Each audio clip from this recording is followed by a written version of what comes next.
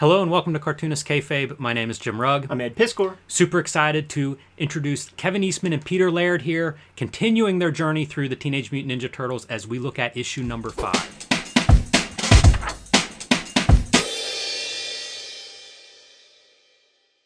Let's take a look at TMNT number 5. Let's keep this conversation going with Kevin Eastman and Peter Laird. But before we jump into the issue, so curious if you guys have ever seen this kind of thing. Are you familiar with the Japanese culture of doujinshi comics? Do you know the deal about doujinshi? You might want to show our screen on your computer, kind of big to see this stuff. So what doujinshi is, they have these conventions that are with fan-made comics, and because Japan, they do things a little differently, and their comics culture is huge. Like the conventions that do these doujinshis, we have friends that were just at the last one during Christmas. 35,000 people have tables at this festival. It's about 700,000 people show up. It's 3 times San Diego Comic-Con for these like gray area bootleg comics, and it's all, they take existing properties and they don't even do their own spin. It's even more kind of esoteric than that, because it's all the most popular genre is called BL, which stands for Boys Love. And the Turtles seem to be, they didn't get the memo that the Turtles are brothers. So you'll always see the Turtles in an embrace, or at the most timid. But then you got these R18 ones where you do see Turtles in action in ways that Eastman and Laird have never foresaw or never realized on a page. But none that you've ever seen. Not kidding. No, we didn't. Pretty vanilla. But just wanted to show you guys, like, there is a wide plethora of this stuff, and okay.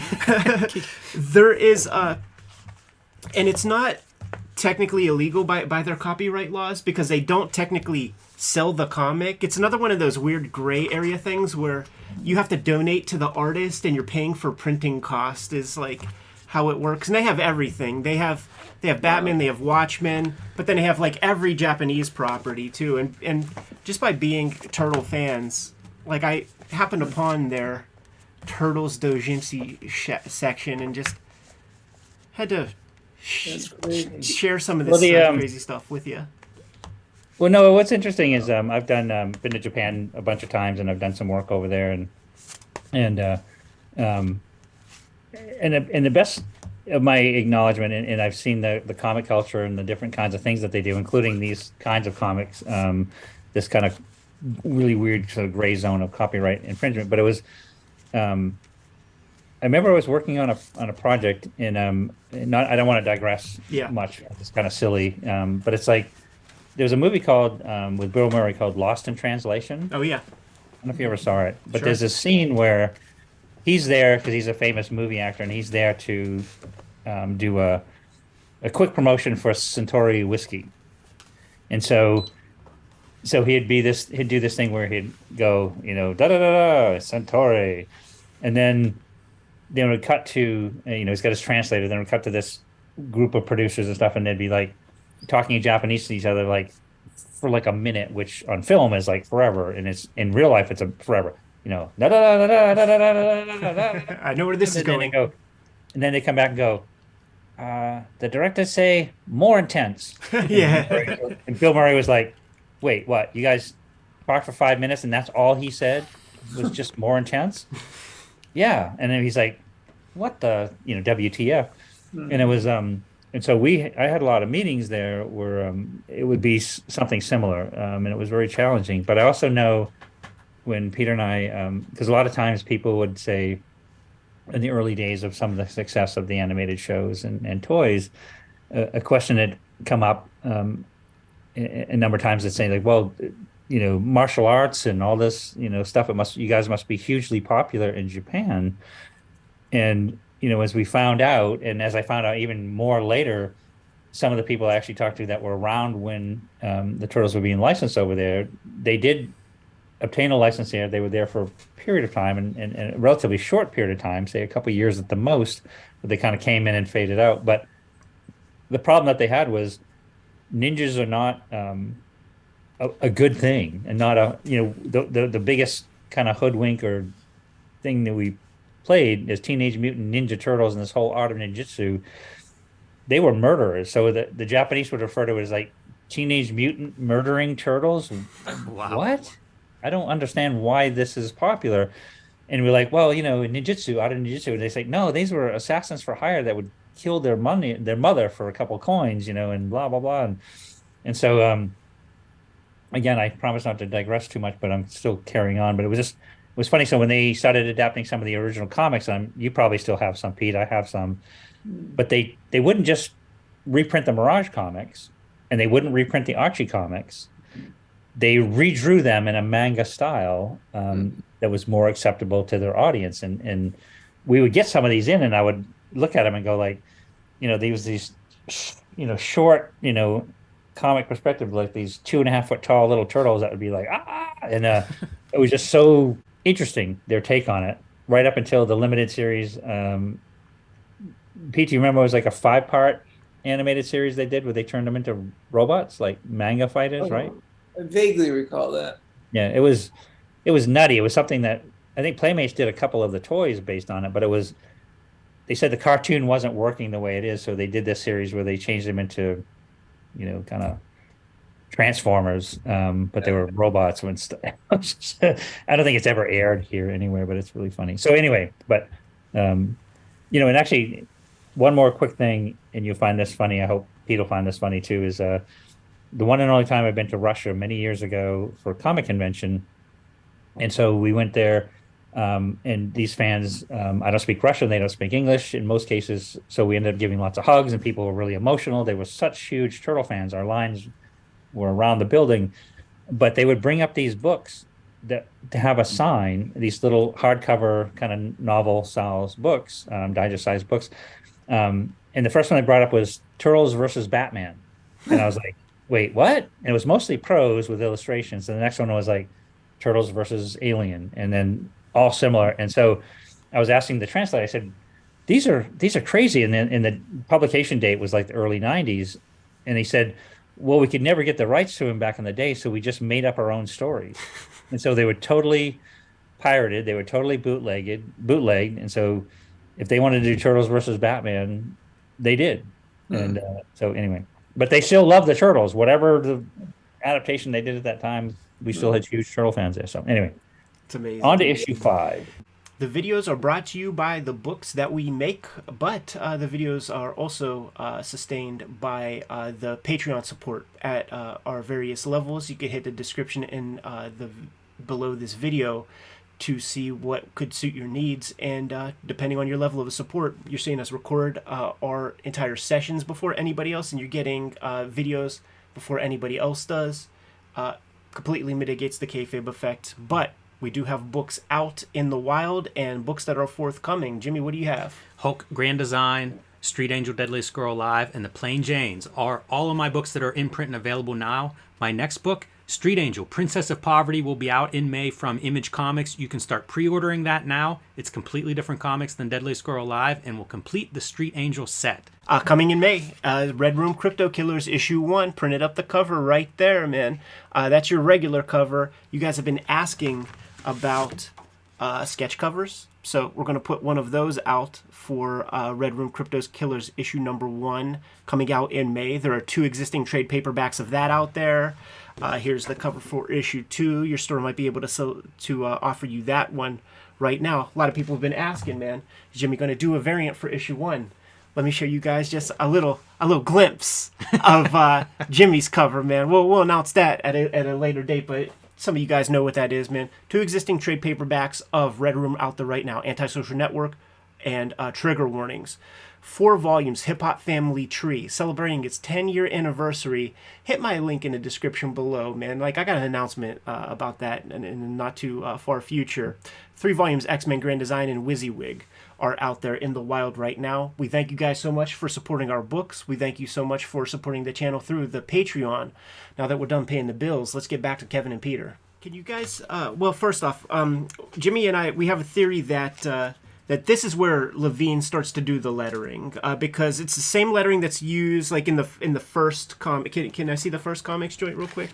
It's the same lettering style. Steve Levine is mentioned in the book here, but it's a different hand style. Like, this is a more confident Steve Levine. Like all these other pages, has a more italic view. He's using bolds and things. The lettering in this version is more prototypical. He doesn't have quite full command of his Ames guide. Some lines are a little bit bigger. The spacing is a little bit off. This is our theory that Steve Levine jumps on as letterer around around here. I would say two things really quick. Is one is that I think you're 100% right. And also, I graduated from the same high school as Steve Levine, so luckily we had somebody like Peter who could actually spell punctuation to fix. Because Peter would do all the final scripting, the final dialogue stuff before it would be lettered. But yeah, Steve and I were a couple of the guys that didn't really pay attention in English the way we should have. So thankfully, Pete was the one doing the final scripting and editing on those things. So Steve will be the first extra person that you guys add to the team. Is that right? Correct. How do you figure that part out? Do you decide you just need a letter? Was Steve doing other stuff? Like, how does that come about that he joins you? I think it was, well, I don't know what you remember. Tell me what you remember, Pete. But I feel like there were a couple things like we were packing and shipping. We were doing more mail order. We were doing stuff, and Steve was an artist. We went. I remember, we were in the same art classes. That's where I got to know him in Westbrook, and he would still do coloring, and he was an artist on his own. Big Don Martin fan, and I had mentioned that how much I was, how time consuming the lettering was, and how bad I was at it, and so I might have mentioned, like, hey, so if you can learn how to letter, it was a combination of a couple of things, I guess, that Yeah, as I recall, you didn't really ever love doing the lettering. You did it, and you did it well, but you didn't really love it. And so getting Steve to pick up that ball and run with it was a good thing for you. Yep. So I think it was he was officially the first employee, and moved down to Sharon, Connecticut, I think, initially, and that's where we did a great number of things, like making a homemade film called Vampire Dinosaurs from Hell and a few other things. That was quite fantastic. Never made the big screen, but it's a good idea. When you guys first collaborated, even on issue 1, behind the scenes, did you guys form some kind of partnership LLC kind of thing to keep all that stuff straight, or when does that come into play so that you can have an employee and have a pool of money to pay a guy? Well, as I recall, we didn't really dot all those I's and cross all those T's until we moved to Northampton. Yeah. And we got lawyers involved and had an in-house accountant. And, that's when we started to really pay attention to that stuff. Out of necessity, and, I can't even remember how we paid Pete. It might have just been but I know we didn't. It wasn't anything official, like Pete. Just to repeat what he said, it was once we got back to Northampton and things continued to grow as a business and company, we had to hire other people. That it was something that we, and that was probably 86, 87 before we actually had, a full-time, like Cheryl Prindle, I think, was the first maybe official employee. Office person. So, do you guys have your issue 5s on you? Can you tell us what the indicia date is? I've only got the collected. The cover's dated 1985. I know it was the first issue that we did a color cover, and then in comic book size. That I was going to ask that also, if this was the first comic book size guy. Yep. It says copyright 1985. Cool. Yeah. So one of the things that we know in Teenage Mutant Ninja Turtles lore was that Fugitoid was a concept you guys were working on before TMNT. So tell us about Fugitoid. Well, it was a story, as you just pointed out, that we worked on before the Turtles. And I think we actually sent it out. We were doing it in, I think, 5-page chapters, if I'm remembering correctly. And we did send it out to different comics companies to see if they were interested. Nobody was interested. We got a bunch of rejection letters. But go ahead. No, I said we got a bunch of rejection letters to add to the bunch of rejection letters we already had for everything. No. Actually, I want to say two things. One, Future Toy was Pete's idea, and I loved it. It was he was a huge fan of robots, and he actually showed me some early drawings of this wonderful Robin Hood concept called Tuck of Sherwood that he was working on developing years ago. That was kind of a robot version of Robin Hood kind of thing, but it was Pete's original concept to do this story, and I loved it. But was also a Pete idea because we were starting to do. We had done a few mini comics ourselves and other things, but the format of the Future Toy was done in a way that was something you called poster comics, which was a 5-page story, and the last page would be a full-page spread. So if you look at those early Future Toys, you see all the setups of every title page has the logo and credits, which if you did it on, say, I don't know the exact proportions, but like a 17 by 22 whatever sheet of paper, and if you printed it both sides, you could kind of fold it over and then fold it again. So you would have this page 1 would have that, then you open it up to the 2 middle pages, and then the 4th page would be on the back, but then you would open up the whole thing for a poster. That would be the final 5th page. And it was, and I've only seen, I've got a set of them here. The original, I think we only did as prototypes. I think we only did like 4 of them, I think. But I've only seen one other set out there online. Somebody had on eBay or something years ago that was those original poster concept. But and then it was something that we loved this character. I love this idea of the Future Toy, and both Peter and I did, of course. And so when we saw an opportunity to bring him into the Turtle universe, it was no question. We wanted him in. So. It's fantastic, man. Like really putting the imagination on display on this issue. And you know what? I would be remiss if I didn't bring this up. I was holding the audience accountable, and I told Jimmy to hold me accountable for this. Peter, when we talked to you the very first time, and we did the shoot interview with you, and you said we were talking about ownership of turtles, being approached by people, sending out samples and submissions. This is all jogging the memory. And you said something about, if somebody would have come along early on and offered Kevin and I $100,000 or something, it would have been something that we would have had to have thought about. And then you said, I have a story to go along with that. And I never asked you all these other times we chatted, and I hope that jogs some sort of memory. I think it has to do with somebody making you guys an offer early on that... Well, yeah, actually, it was an interesting thing that happened while we were in Connecticut, while we were in Sharon, Connecticut. We actually got approached by Peter David, who was one of the more well-known writers at Marvel. I think we saw him at a convention or something. And, we chatted with him and basically talked business and so forth. And then he got back in touch with us and said that he had talked to Archie Goodwin at Marvel, and they were interested in possibly taking on the Turtles as an epic comic book. Do you remember this, Kev? 100%, like yesterday, because I remember Peter David. The conversation started with Peter David giving us a ride back from the convention to the hotel because we had to stop at a convenience store because he liked ho-hos. So we had to stop and get his ho-hos, which hard to imagine, like a version of yodels or something. But he also had a spinner rack there, and I bought one of his comics off the rack. It was funny because I saw one he had just written. He was writing the Hulk at that time, and he was very enthusiastic that he'd never seen somebody actually buy one of his comics. But as you said, Pete, yeah, he said he talked to Archie and about maybe bringing the Turtles into Marvel as a possible comic. So go ahead. Yeah, so we actually took a train down to New York City and met Archie Goodwin, and Peter David was there too. And they took us out to lunch.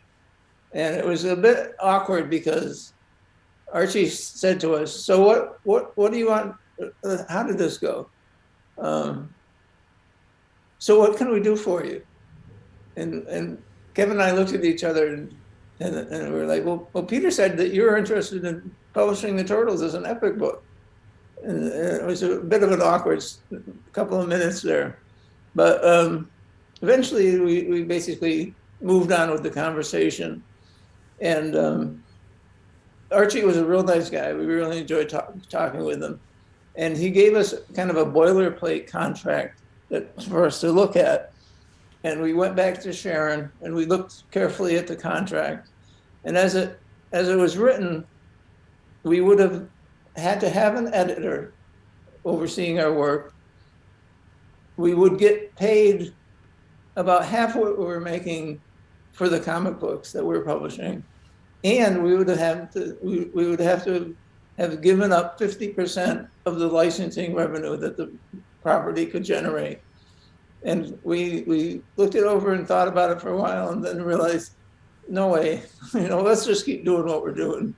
Yep. No, that's exactly right. It was one of those, because, look, Pete, for growing up, you had a dream of working for DC Comics or being part of the Marvel bullpen or in drawing. And so when the opportunity, the young person inside you sort of, jumped up and said, oh my goodness, this is exciting, to have this opportunity. And the conversation, everything went exactly as Pete said. And when we finally looked at it, we said, man, we're pretty lucky that we're doing what we're doing and how we're doing it. Because we'd also had a pretty decent perspective on things that were going on in the comic market at that time where, I believe this is around the time that there were a lot of artists really, which is part of why Archie started Epic Comics, but a lot of artists wanting to protect their rights in their creation and, and helping defend those who, the giants we stood on the shoulders of, guys like, Jack, that were creator / co-creator of most of the Marvel universe and was not able to profit from have any control over characters that he either created or co-created, and even to the point where they weren't giving him his artwork back and things like it was just, and we had a conversation with Jack about it a time or two, and it was just one of those, like, he's like, well, it was the nature of the business at the time, and that's how we knew what we were getting into. And he was one of those architects and one of those things, but it was one of it was sort of, the reality landed right where it should have, where we were aware enough and careful enough, and then knew that we were lucky enough to be doing what we wanted to do with our characters, because it wasn't more than a year or two later we were having very serious conversations that Mark Friedman brought to the table to do other things with our characters that we had control over. This is not to say that we didn't, for at least a few minutes, think, wow, this might be really cool to have our book published by Marvel Comics. 100%. It just didn't add up. Just to have context, how many Turtle comics were out there? Like, how many issues? Like, where were you guys at in your sort of journey with the Turtles at this point? Because we obviously we know the ElfQuest epic comic, like that is a thing that happened. So I imagine it's maybe around that same period. Yeah, I have a feeling that it was around issue 5 or 6, but I could be wrong about that. I think it's spot on right. Yeah. It's such an interesting thing whenever Marvel and Epic are doing that, because like Ed said, ElfQuest is one that we all see. They get Sergio Aragonis to bring Gru over there after, right. I guess, Pacific, whatever happens to Pacific. There's stories about that there were conversations with Dave Sim and Cerebus around that time. Yeah, you would see him doing work in Epic Illustrated and stuff. Yeah, interesting moment there in Marvel history and Turtles history, for that matter. Yeah. Thank you so much for that piece, man. It was on every time we stopped the recording. I'm like, I know what I forgot. So thank you guys so much for that glimpse into the whole process.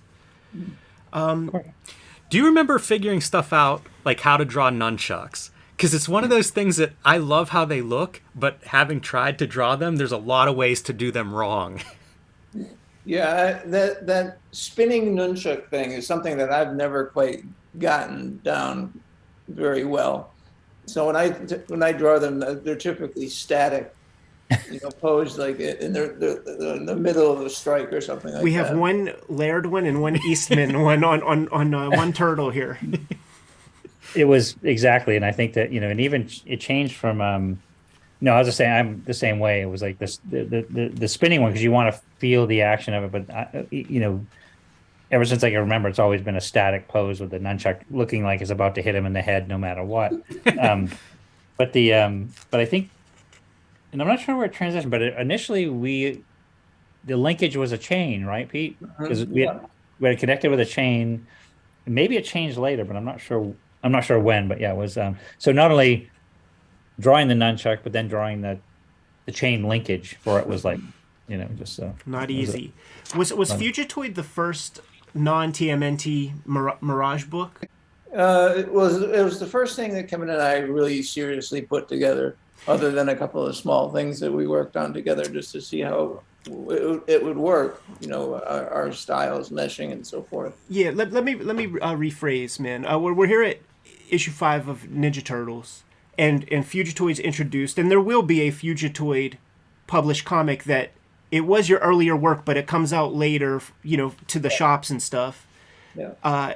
Is that the first book that is like a non-Teenage Mutant Ninja Turtles book that Mirage Studios publishes? Yeah, I believe it was. Yep. Because the Future Show was definitely created before Turtles. Yeah. We'd worked on it before. And like I mentioned, the format structure, if you see the first part of the oversized Fugitoid book, it was almost magazine size because that's the way we did the pages. Right. But then the last part of the Fugitoid book, we'd already decided we were going to, we'd come up with a plan to bring the Fugitoid into the Mirage universe. So the last half, I believe, without it in front of me, the last part of the Fugitoid was specific pages set up to link those two worlds, and the idea being that would bring him in for this specific adventure in outer space, and then kept him, so he was fully. So it was an early idea. It was fully integrated into our universe. This is where the imagination is fully on display because we're not in Kansas anymore, man. We're in the alien planet, and you guys get to stretch your chops with architecture, vehicles, characters. It's fantastic. Yeah. Hey, I'm going to throw something out here that I don't know if anybody knows, but in the Fugitoid world, I believe they're on an island called Peblak, Peblak, and that's our initials together. That's funny. Yeah, I love that. Yeah, it's exactly what it was. It was Peblak. It was that's our initials to name the town. And oh my God, it's funny because I think there was at some point, not to jump ahead, but when you look at the page that you're showing on the left, is the turtles sort of telling a bit of their past, and then on the right is the Fugitoid telling about his origin, his past. So that's what we brought them together. But I think in later issues, there were a number of times when the Fugitoid origin would come up and would be like, oh, do we have to tell this origin again? Because it was so long. We loved it, but it was like, so I think we came up with a bit of shorthand, but it was, it's funny. But yeah, that's a great spread because it was really, that spread right there officially links the two worlds. And once again, it's another one of those great storytelling instincts because somebody might happen upon issue 5, man. They like probably even at this point, Ninja Turtles 1 was $100 comic or something. So you gotta catch the people up to speed, and you guys do that great. And you're in and out. You got 2 montage sequences. Now let's get on with the adventure. Yep. That's the rest of it. So. I love this transition of like human skull robots. It's the Cro-Magnon stage, man. You gotta get there from there. It's comic book science, bro. Absolutely. And I'd like to throw in here, as Kevin mentioned earlier, I can't remember when exactly, but that the Fugitoid design was something that I came up with. And I just want to pay homage to the man who inspired that design, Russ Manning. Yeah, for sure. Was a huge influence on me, especially in terms of drawing robots. Because I absolutely loved what he did with Magnus Robot Fighter. Just brilliant stuff. It was like those issues. I have those. I think it was Gold Key. Was it Gold Key that did those? Yeah, with Gold Key because they did they'd always do those beautifully painted covers for like Magnus Robot Fighter and Turok, Son of Stone, and a few other ones. I adored those, but yeah, those Magnus ones were great. Yeah. And like, this is season 2 of the action figures, and they abided by your designs. The imagination that you guys put down on these pages, Playmates translated that stuff pretty much one for one. Triceratons as well, that's that early, that's my sweet spot. You guys hit the Piscor household at the perfect time, because I have a brother 3 years younger and then a sister 6 years younger, and I aged out 2-3 years of Turtles figures. Now my brother's inheriting the toys and keeping up, and then my sister, man. So you hit us all. Like, I was those boys born in '82 with like younger siblings. Yeah, we're the ones that had the run for sure. And a Triceratops was right there. What I love is when we need to come up with an evil race, and sort of a not the Empire, but an evil, a menace to the universe that was taking over. Pete's love of dinosaurs came into play in a big way, and Triceratops is one of his favorites. And when he suggested, a design for these characters, and come up with the whole design of the Triceratops was just like, it was just perfect, because it was scary and it was big and it was menacing. It was like, these moving buildings with horns, and just it just brought back every memory of every Ray Harryhausen movie, or those old things of Triceratops fighting T-Rexes and stuff. But yeah, that was, what a wonderful creation for bad guys. And it's, again, not to carry on about it too much, but I love that almost every version of the Turtles that's been told since Peter and I did those original 15 issues has included those characters adapted in some fashion. Right into the 2012 series, which did some wonderfully interesting versions of Turtles and races. Fugitoy played a major role, and Casey and April, and of course the Triceratons, and it's just fantastic that was that foundation is it's great. Well, let me ask you this, Kevin, because that's a built-in skill that Peter has. Did you have to teach yourself on the fly to draw freaking Triceratopses, or did you say, Peter, you draw these damn things, I'll do some inking? I still can't draw them. It's like, honestly, it's tough, because it's like it was one of those it was just getting the horns right. And even when I'm asked to do sketches for them today, it was like, because the design that Pete came up with, and what to make them work, so you want them to be able to emote and act, so you want to be able to see their mouth move in different positions, and then, but when the horns, as you sort of draw them this way or this way, or doing different things, I would always have trouble with the perspectives. It'd be like, you're not the only one. It's no secret, man. We got a Mos Eisley's kind of Cantina sequence here, with all that's required to make that happen, man. Yeah, I mean, you got like a kind of Han Solo-ish type person. I see a Cerebus the Aardvark back there, but this has to be one of those panels where if you guys are each putting in 50% contribution, it has to be a ball, because you almost could do no wrong with your designs. It was definitely a pretty epic love poem to all things Star Wars and George Lucas, and I think we had to be careful enough to try to not get sued. But it's like, actually, if you look at the cover that Pete's holding up, it's like, if you look on the front lower right, it's the medical robot from Luke in. Yeah, the 21B medic droid. Yeah, that's a medic droid. And then you look at some of the guns, and I think I was using some of the Star Wars action figure toys as sort of reference. Yeah, especially this one right here. Yeah, and I'm gonna blow up an image of that so that we can look real clearly on the channel while we talk about that. And there's even like little allusions, like, hey, there goes some guy over there that looks like they could help, when they talk about their exact needs, which are the Luke Skywalker Obi-Wan needs. Like, we need somebody at the spaceport to take us somewhere. Yeah, I don't know if I ever saw this before, but this poor guy is getting his head blown apart. Jesus. He's getting color. I didn't see that. Oh my God, that's funny. Yeah, that's a wound that won't heal unless he's an android. I don't know. But you're right. We definitely had a ton of fun doing that scene. This is a ball of a comic, man. Aliens, robots, dinosaurs, high technology.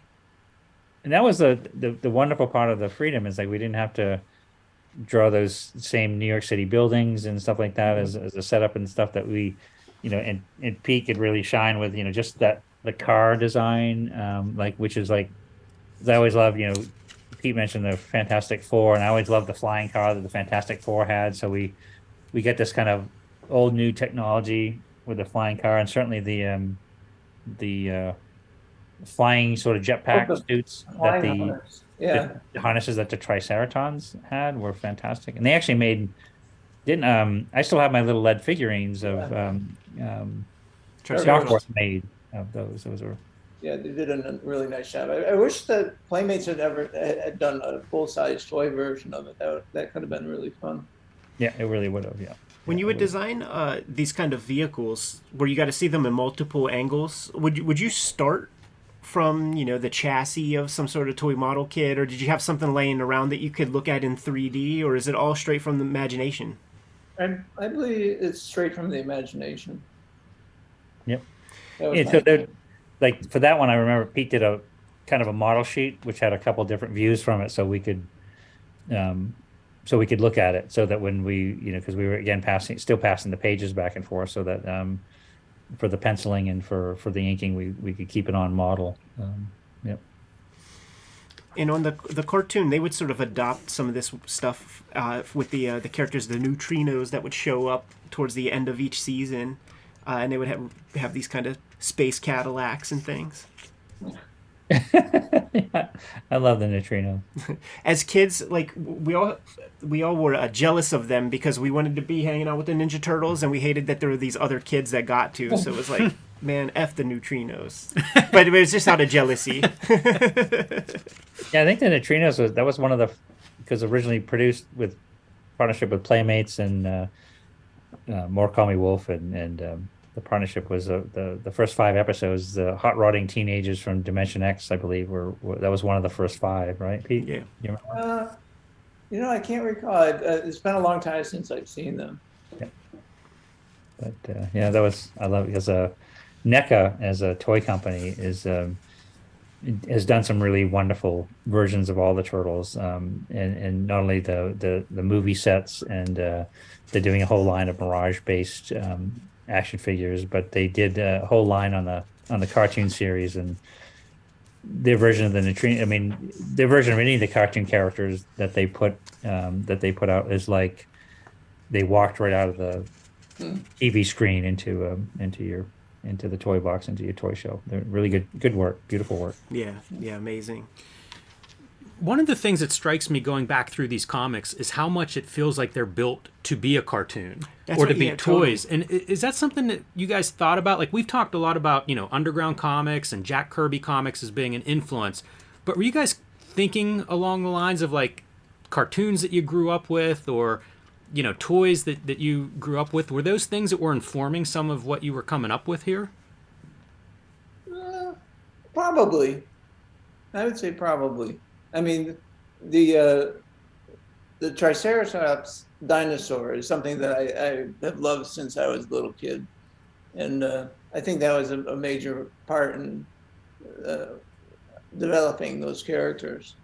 And Kevin and I, at the time we were working on these, were also into toys, and we would make toy trips to like Toys R Us and Toy Works and Child World and stuff like that, and look for interesting toy figures. It was a good era in those 80s. Yeah. I think it was, it's sort of, there's an old saying, I guess, that, every artist is a thief. But at the same time, the idea that how could you not be influenced at not only those things you grew up on, but the things that surround you and the genres and the bits and pieces. And I feel like, you know, we were putting in stuff in the issues that we really, really liked. And we were definitely inspired. And there was definitely in some cases, stronger influences than others, but we were definitely inspired. But we tried to make it, whether it was, as original as possible. I mean, like I said, the idea of these space villains being Triceratops was Pete's. It was there was, yes, there's evil menaces throughout the universe in all different shapes and forms, but that was ours, and so yeah, it's you can't help but be influenced. I mean, I watched every Star Trek episode infinite, just till my eyes bled, but I loved that, so we loved all those things, but it's this is our universe, and we populated it with things that we enjoyed and wanted to draw. Great page of we just saw the Triceraton Teenage Mutant Ninja Turtles kind of car chase. Yeah, I just wanted to point out that that's one of my favorite sequences on page 26, where the Triceratons are in the flying harnesses pursuing the turtles. Oh yeah. And one of them does this amazing arc thing where he comes back to the turtles' vehicle and he basically rips the engine out of it. Yeah. With his hand. It's so good.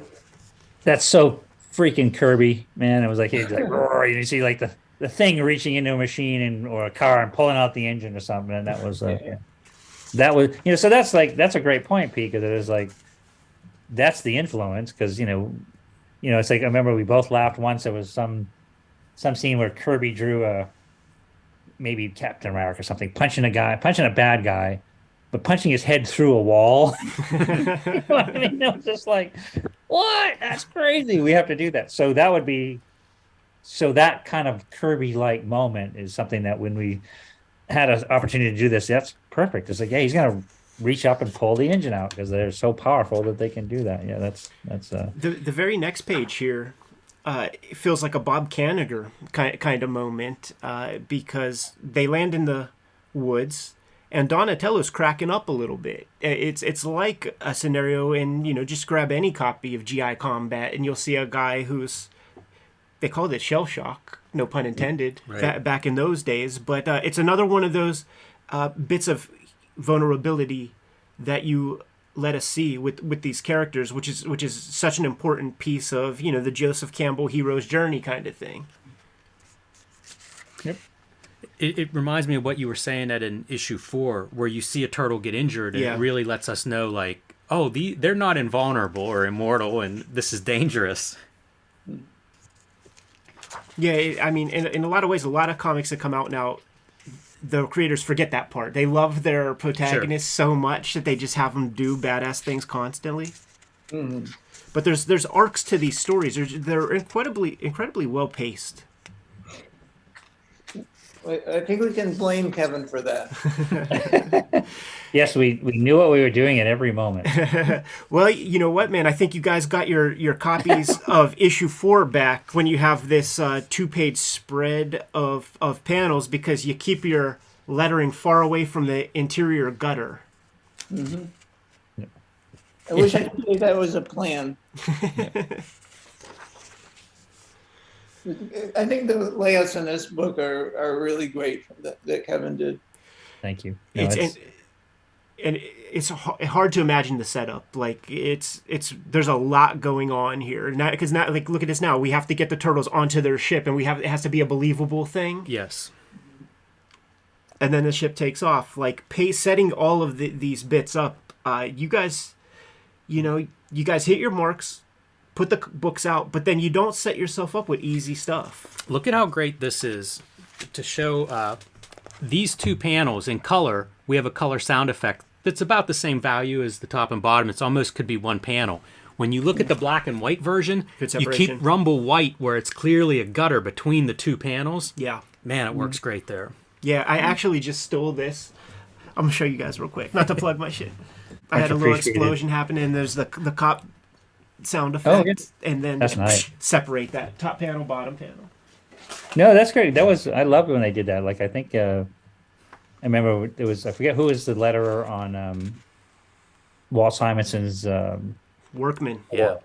Thor run, but there was a lot of great influences there that they used that to great effect. But and when you look at when I look back at this stuff, a lot of it was it really was flying by the seat of our pants in that we would have an idea and a treatment would have this is where we would like the story, this is where we need the story to go over for this issue, and then we'd kind of back into it, so you had to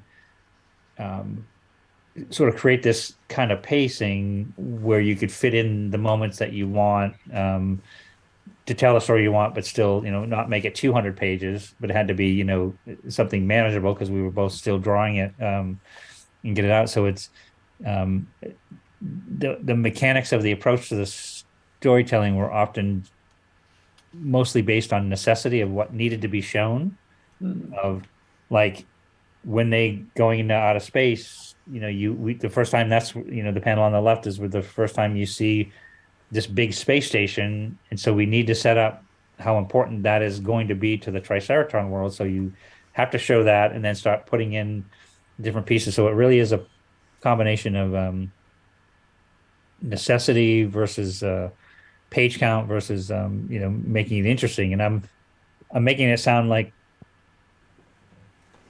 we knew more than we did when we were doing it, but it was, and I stressed the seat of the pants and just it had to it felt you had to feel it, and that was it, and it accomplished what we wanted to in the moments we did, because it was always funny. I mean, much years later when people would point out like to a wide-eyed and bewildered me and perhaps Pete at a show, and then go, I love the nuances you put on between page, 4 and 5 of this issue, because it looks like you were really studying, the infrastructure of a blah, blah, blah, blah, Joseph Campbell and the philosophy of Nietzsche. And Button were like, what? No, I was trying to get us between page 4 and 5. And that was kind of it, And so it was really kind of absorbing everything we loved about pop culture and our Jack Kirby and our isms, but then telling a story that we wanted to see. And I guess that was that was the driving mechanism, and because I guess it just as easily could have sucked. I think I just detected a possible Steve Levine OSHA complaint on this 2-page spread here. Because if he's in studio with you guys, I'm looking at these planets, right? And that duotone was run through an airbrush. Those chemicals look like they were put through an airbrush to get that effect on those planets right there. Well, Pete did that way back on issue 2, his cover on issue 2. So he was the first one to experiment with those kind of effects with the duo shade, because that was really interesting, and it was something that gave such a wonderful effect. Yeah, and Zuli would do interesting stuff, spatter and things, but I just feel like that's not the stuff you want to breathe, man. Yeah. No, you're probably right. Well, we were already drunk at the time, so it didn't matter. I'm kidding, of course, but no, I think that was. I think for me, I mean, Pete had used the duo shade before, and again made the introduction to it and the options with it, and it was definitely a learning process. Of you had to be very careful and precise in your inks, because you really couldn't use that much whiteout. If you use the whiteout, it wouldn't work with the duo shade, obviously. Right. So the drawings had to be very clean and very precise. And if you were doing, or as clean and precise as we could make them, I should say. And if you were doing something with effects like, I don't know what the hell we did with Michelangelo, the Christmas issue, it was like a whiteout blizzard the whole time. But it was, but no, you had to be very specific with your whiteout effects on top of the work, because it really affected what you did with the duo shade, because it was on the original. It was the original art. I can't remember if I mentioned this before, but I think one of our most important evolutionary steps in using duo shade was learning to do the light tone first and follow that with the dark tone. Because if you did the dark tone first, you'd end up with this thing that was almost unreadable. Yep. Because everything looks so dark. Right, I see. 100%. Yep. Yeah, and it's like, and I still use it, and I still feel like I overuse it, because it's almost like it's a technique that you have at your disposal instead of you approach it with like, oh man, I can't wait to just dual shade everything. Yeah, you have to really be. And it took a while to get the nuances, like Pete said, and start with the light tone, and then when you're going in with the darker tone, then you're specifically putting in depths and shadows that you want, like some of the shadows you see in some of the like the scenes of like a down shot on the page, just one page back, with a like that with the Fugitoid and the Triceratops. See, like the whole shadow was done in duo shade, and that's where you would utilize the dark tone to really bring that shadow out in a way that gave that extra depth. So yeah, it was I again kindly say that we were seat of the pants, kind of we felt it as it went, and and it wasn't did you guys ever get stopped in your process when, like, say for instance, you do the inks first, and then you make your Xeroxes and things, and now it's time to start putting some duo shade on the board, and then you go to grab your duo shade developers, and then you see that there's no liquid in there and it's all just crystals at the top? Did it ever stop you in your tracks? I don't remember anything like that happening. I think we had enough material to work with all the time.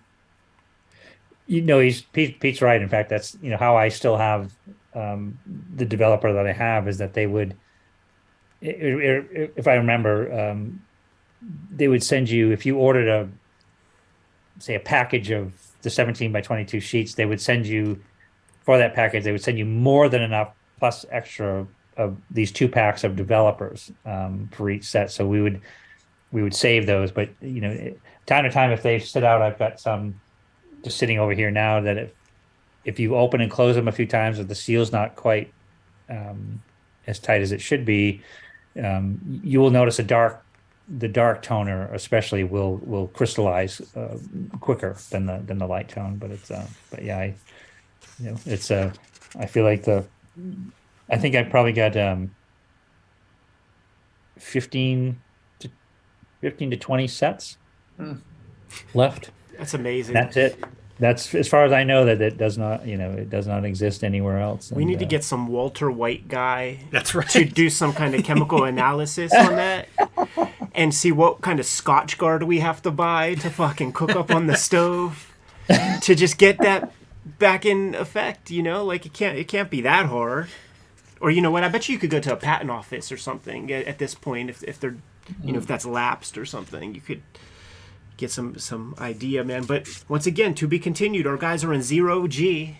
Yeah, running out of air. Pete, you might remember, but that some of those kind of cliffhanger moments, I always feel like when I watched we watched The Empire Strikes Back, that was one of those cliffhanger moments that you just went like, and then you had to wait, 2 years, 3 years before you got, Return of the Jedi. But we definitely went into this arc, if I remember right, with a very specific. I don't think we might have said exactly how many issues, but I knew that it was. I think we wanted it to go a number of issues before we brought them back to Earth. So in large part, that was because we were having so much fun with it. Yeah, it's amazing. 100%.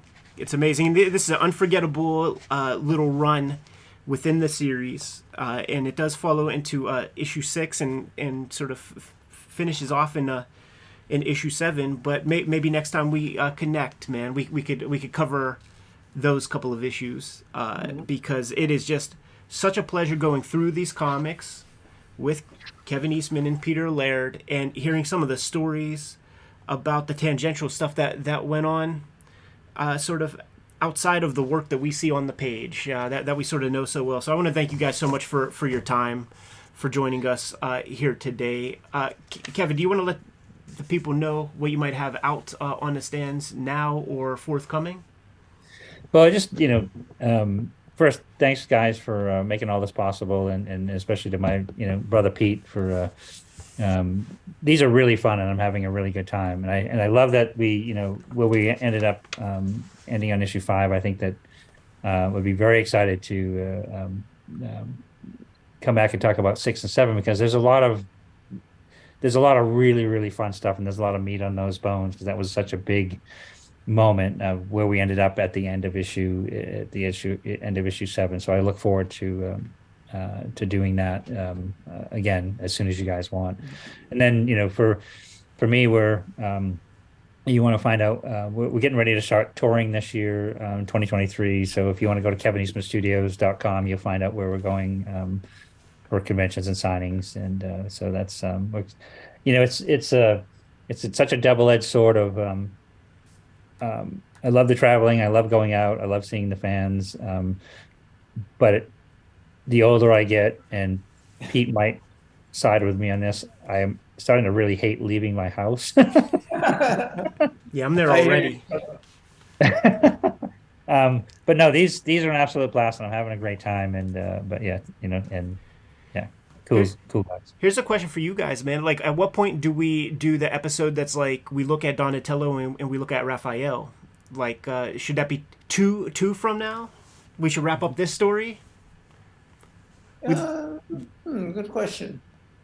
Something for us to talk about, something for us to think about, because we would love to continue this conversation. It's such a illuminating conversation about this period of time, and it's great to get it on the record. So I want to thank you guys so much for coming by. Peter, do you have any appearances or anything you want to let the people know about? I have nothing scheduled except for these conversations with you guys. I think next he's gonna be appearing in his kitchen eating a bagel or something. No, I just like to say, it'd be fun, and what's interesting, what you said about Raphael, Donatello, Michelangelo, because it's interesting that those are individual stories, standalone. The fourth one we did on Leonardo actually led into specifically Turtles 10 and 11, so it might be fun. Almost, and the Michelangelo and the Raphael and even the wonderful Donatello, one of my all-time favorite issues, a kind of great standalone moments, because that might be something you could cover in one session as those three. Yeah. Just that's put perfect. a pin in it. Think about it. So. Totally, it's perfect. And then like with the Leonardo, that's where we gotta ask where the heck did Steve Bissette come into the game? Because I remember seeing his name in the credits around there. Yeah, so much to talk about. Thank you guys so much. This is one of those examples, and I think there's a Eastman one in here somewhere where we get glimpses of what your individual turtles look like.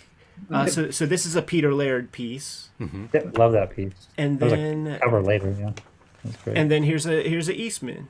It's just that background scenario.